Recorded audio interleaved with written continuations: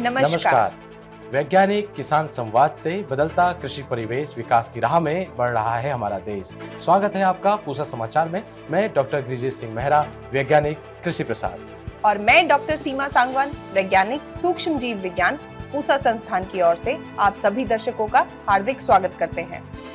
आज हम दर्शकों को सरसों की अगेती फसल एवं नीम के तेल के घरेलू उत्पादन की तकनीकी जानकारी देंगे। आगे बढ़ने से पहले आप सभी दर्शकों से हमारा अनुरोध है कि आप हमारे चैनल को सब्सक्राइब अवश्य करें और बेल आइकन को अवश्य दबाएं ताकि हमारे द्वारा अपलोड किए गए वीडियो सर्वप्रथम आप तक अवश्य पहुंचे।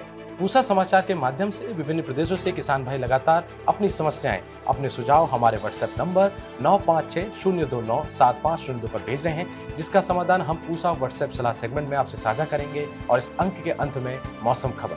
तिलहनी फसलों में सरसों एक प्रमुख फसल है जो संपूर्ण भारत में सिंचित और बारानी दोनों क्षेत्रों में उगाई जाती है। सरसों के तेल का उपयोग विभिन्न प्रकार के भोज्य पदार्थों को बनाने में होता ही है, साथ ही इसकी खली मवेशियों को खिलाने के काम भी आती है। कई किसान भाई सितंबर के माह में सरसों की अगेती फसल लेते हैं, जिसके बारे में किसान भाइयों ने हमसे जानकारी मांगी है। सरसों की अगेती फसल की उन्नत किस्मों सहित अन्य समसामयिक क्रियाओं की विस्तृत जानकारी दे रहे हैं हमारे पूसा संस्थान के विशेषज्ञ डॉक्टर नवीन सिंह। ऐसा देखने में आया है कि कई बार खरीफ की फसल की बुआई कुछ कारणों की वजह से नहीं होती और जिस वजह से खेत खाली रह जाते हैं, और कुछ किसान भाई जो फरवरी के माह में गन्ना लगाना चाहते हैं या फरवरी में अगेती सब्जियां लगाना चाहते हैं या जनवरी के माह में प्याज या लहसुन की खेती करना चाहते हैं, ऐसे किसान भाई भी अपनी खेतों को खाली रखते हैं। तो ये खेत जो है वो ये सितंबर के माह से लेके और जनवरी के माह तक खाली रहते हैं, और ऐसे में कम समय में पकने वाली भारतीय सरसों की अगर प्रजाति लगाई जाए तो किसान भाई एक अतिरिक्त फसल भी ले सकते हैं और उनको अच्छा लाभ भी मिल सकेगा। भारतीय कृषि अनुसंधान संस्थान नई दिल्ली ने ऐसी प्रजातियों का विकास किया है जो कि कम समय में पक जाती हैं। इनमें सबसे पहली प्रजाति है पूसा अग्रणी, जो कि 110 दिन में पककर तैयार हो जाती है और इसकी औसत पैदावार 13.5 क्विंटल प्रति हेक्टेयर है। इसके बाद दो और प्रजातियों का विकास किया गया जो कि पूसा तारक और पूसा महक हैं, और ये दोनों प्रजाति करीब करीब 110 से 120 दिन के बीच में पक जाती हैं और इनकी औसत पैदावार 15 से 20 क्विंटल प्रति हेक्टेयर के बीच में रहती है।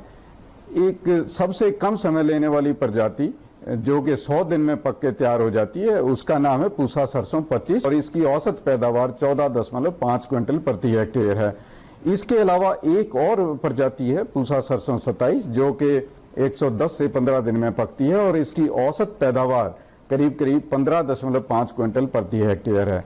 इन सभी प्रजातियों में जो नवीनतम प्रजाति है वह है पूसा सरसों 28 और यह प्रजाति 105 से 110 दिन के बीच में पक जाती है और ये 18 से 20 क्विंटल प्रति हेक्टेयर की पैदावार देती है। इन सभी प्रजातियों को हम 15 सितंबर के आसपास इनकी बुआई कर सकते हैं और ये करीब करीब जनवरी के पहले हफ्ते में खेत को खाली कर देते हैं। कम अवधि में पकने वाली अगेती फसलों के कुछ मुख्य लाभ हैं, जिसमें कि एक सबसे महत्वपूर्ण कीट है जिसको माहू या चेपा के नाम से जाना जाता है। इस कीट का प्रकोप नहीं होता और यह फसल आमतौर पर बीमारियों रहित रहती है। किसान भाई ध्यान दें कि एक मुख्य कीट जो इस समय आता है वह है पेंटेड बग, जिसको बगराडा के नाम से भी जाना जाता है, और यह फसल को पूरी तरह से नष्ट कर देता है।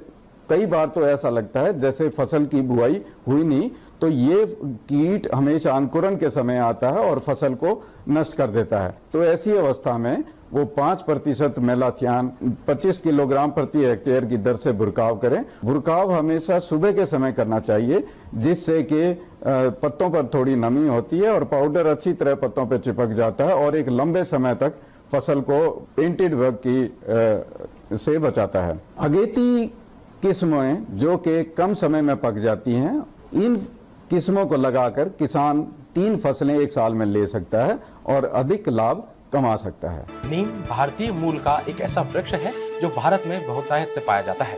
आयुर्वेद में नीम को बहुत ही उपयोगी पेड़ माना गया है। इसका स्वाद तो कड़वा होता है, लेकिन इसके फायदे अनेक और बहुत प्रभावशाली होते हैं। जी, नीम का तेल सभी फसलों में कीड़ों को नियंत्रित करने की क्षमता रखता है। हमारे किसान भाई आसानी से नीम की निमोली से नीम के तेल का घरेलू उत्पादन कर सकते हैं। इसके बारे में विस्तृत जानकारी दे रहे हैं पूसा संस्थान के विशेषज्ञ डॉक्टर सुप्रदीप साहा। नीम बोलते ही हम लोग पहले नीम के पत्ते की याद आती है, जिससे हम लोग कीड़े मकोड़े कंट्रोल करते हैं। लेकिन नींबोली इससे ज़्यादा असरदार है। इसमें बहुत सारे उपकारी उपादान हैं जो कीड़े मकोड़े को मारता है। जैसे सुंडी को पत्ता काटने में रोकते हैं, सुंडी को प्यूपा में परिवर्तन होने में रोकते हैं। घरेलू उपचार में हम लोग नीम के तेल के व्यवहार करते हैं, जिससे हम लोग बहुत सारे कीड़े मकोड़े कंट्रोल करते हैं। लेकिन बहुत सारे टाइम ये होता है कि अच्छे क्वालिटी के नीम के तेल मिलता नहीं है, या जो मिलता है वो इतना असरदार नहीं होता है। तो हम लोग नीम के बीज या निम्बोली से जैव कीटनाशक तैयार कर सकते हैं। इस मौसम में आप लोगों ने देखा होगा निम्बोली पेड़ से गिर के नष्ट हो जाते हैं, जिससे हम लोग इकट्ठे करके सुखा ले तो हम लोग जैव कीटनाशक तैयार कर सकते हैं। इस जैव कीटनाशक को बनाने के लिए हमें जो उपादान चाहिए होगा वो है 5 किलो निम्बोली, 20 लीटर गुनगुना पानी, 200 ml लिक्विड डिटर्जेंट और सूती के कपड़े छानने के लिए। एक चीज़ हमें याद रखना पड़ेगा, अगर हमें कल ये स्प्रे करना है फसलों में, तो आज रात को या शाम को ये कीटनाशक बनाने का तैयारी शुरू करना पड़ेगा। इसको बनाने के लिए पहले हमें निम्बोली को अच्छी तरह से पाउडर करके उसको एक बाल्टी में लेना पड़ेगा। उसमें फिर गुनगुना पानी डाल के एक लकड़ी से अच्छी तरह से मिलाना पड़ेगा। इसको मिलाने के बाद रात भर इसको ऐसे ही छोड़ देना पड़ेगा। ये बेहतर होगा अगर हम लोग बीच बीच में इसको थोड़ी देर के लिए हिला पाए तो। अगले दिन सुबह इसको सूती के कपड़े से छान के उसमें लिक्विड डिटर्जेंट डाल के अच्छी तरह से मिला लेंगे तो ये घोल तैयार हो जाएगा। इस घोल को हम और 80 लीटर पानी में मिला सकते हैं, जिससे 100 लीटर स्प्रे सॉल्यूशन तैयार हो जाएगा, जिसको हम लोग फसलों में स्प्रे कर सकते हैं।